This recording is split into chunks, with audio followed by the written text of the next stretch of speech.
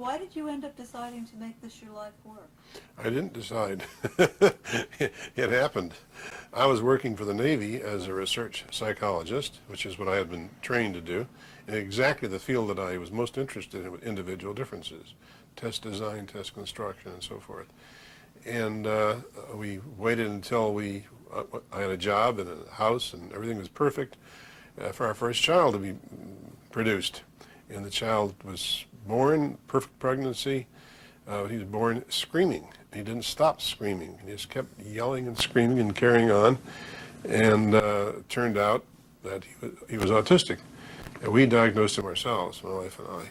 My wife remembered, our pediatrician had no clue as to why this kid was screaming like this.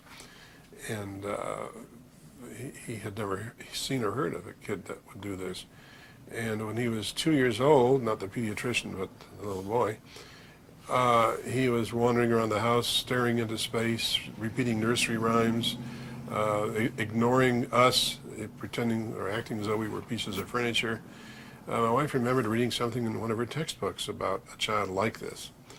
And so we went to the garage, got that box of textbooks, found the particular one that she remembered seeing it in, looked through the pages, and finally found the word autism.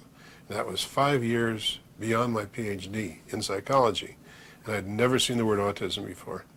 I began looking at the library, looking up some of the references that were there, and I discovered that he just fit perfectly into that description of classical autism. I became fascinated, began to read and to study and to see if I could solve the puzzle. And some years later, I had finished a book on the subject which revolutionized thinking. Up to that point, thinking was that the child was an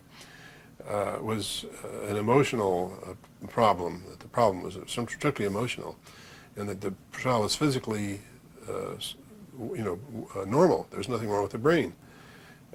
And I could see no reason whatever to come to that conclusion, and my book destroyed that idea. Hang on one second, I'm sorry, I'm going to have to ask you to go back over that. Actually, there were a Backtrack couple. yeah. Backtrack for me a little bit. Yeah. What did people think? I mean, there was a sort of a horrible phrase that was kind of the notion of... Yeah, the refrigerator mother theory of the cause of autism was the one that was in all the textbooks.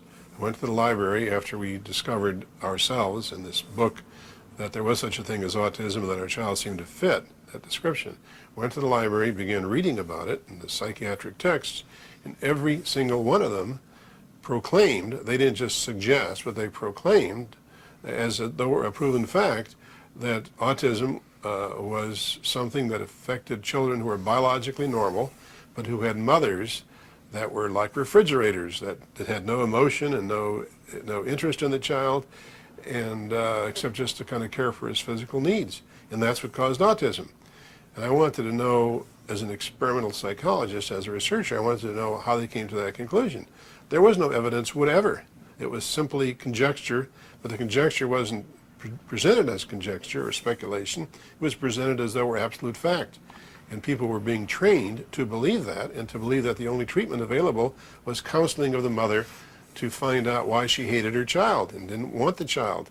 And if she denied it, that was called denial. And that the textbook said, yes, the mothers are going to deny it, and that proves that it's true because she's then, exhibiting this denial. And you have to convince her within another 6 months of psychotherapy, at least, that she really hates her child.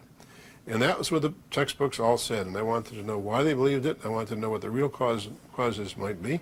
And I began studying, and at the end of 5 years of intensive study, I had, although I hadn't started to write a book, I had written a book.